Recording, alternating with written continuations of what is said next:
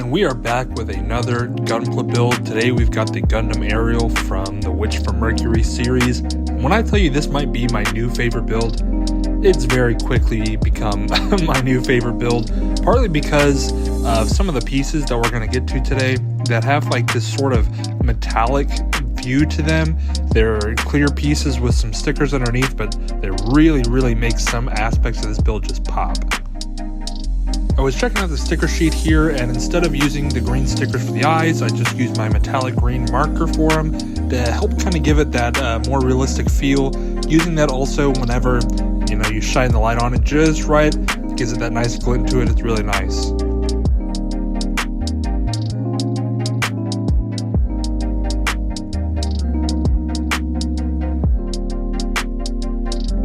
After finishing up the head, I got to work on the torso part of the body. I wanted to show you guys just kind of some of the extra work that goes into these. I didn't do this for every single bit, but after I nipped out every single piece here, I left all the nubs on, as you can see, and I want to show you just kind of the process I go through when making this. I take the pieces out of the runners, and then I use my more fine cutters to nip off the plastic closer to the piece to give it a more clean and precise feel. And as you'll see, there's a lot of little bits of confetti piling up, and watch that pile on the right. It's going to get pretty massive by the end of the video.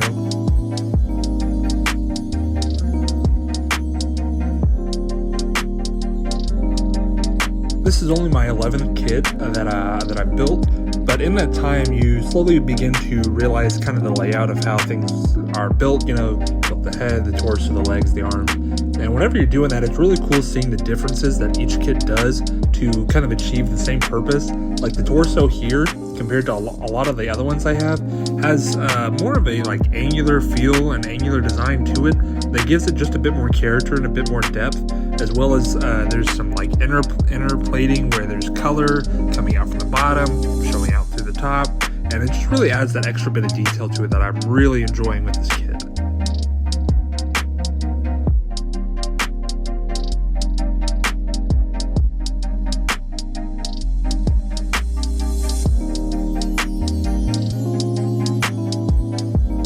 Next up were the arms, and honestly nothing too crazy about these, but you'll see I had to use my sanders there a little bit because I kind of messed up with some of my nubs trying to clean them off. If you guys want, I can go into more detail on another video about using the sanders, using the hobby cutters, just to help try to get that precise cut and to help clean up the build itself, just to help give it that nice pristine finish.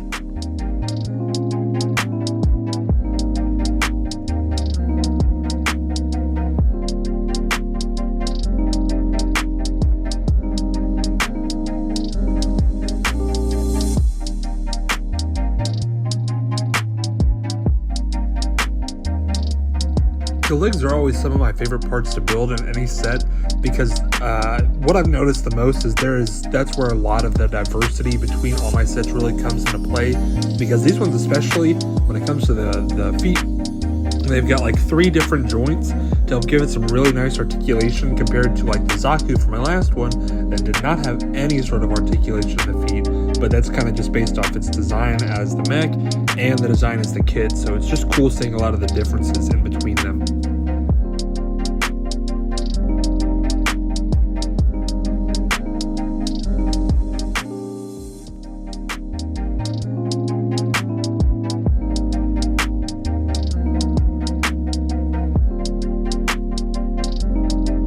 The one thing I still feel like I really need to work on with all of my kits is really finding the best way to put stickers or decals onto them, because I'm using the ones that came in the box and they're not bad, but it's just always so difficult trying to get them just precise, especially with how small some of them are. Like they're like a quarter of the size of a pinky nail is how big some of these are, so you have to be really precise and really you got to commit whenever you're putting one of those down.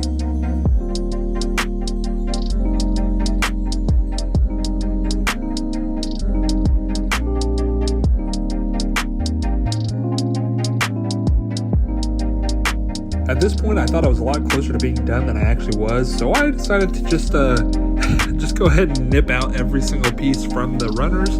I'm glad I did, but at the same time, it was not fun trying to clear off all the extra nubs from these pieces afterwards. You'll see this pile grows. Yep, there it is. My nub pile grew quite a bit there, but right now I'm building the backpack, which is a big part of a lot of Gundams.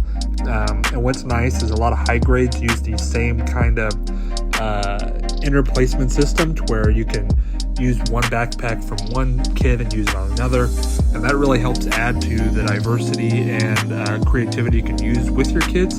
And one thing I really want to get into is Bandai also sells different like weapon and assortment kits that you can add on to these that just give it that little extra flair. But with the backpack on, we've got it done, and here are the results. Up the panel line and add a little extra detail to the kit, but I really love how it turned out. I hope you guys did too, and I appreciate you guys watching. Let me know what else you want to see in future videos, but thanks again, and I'll see you guys next time. Peace.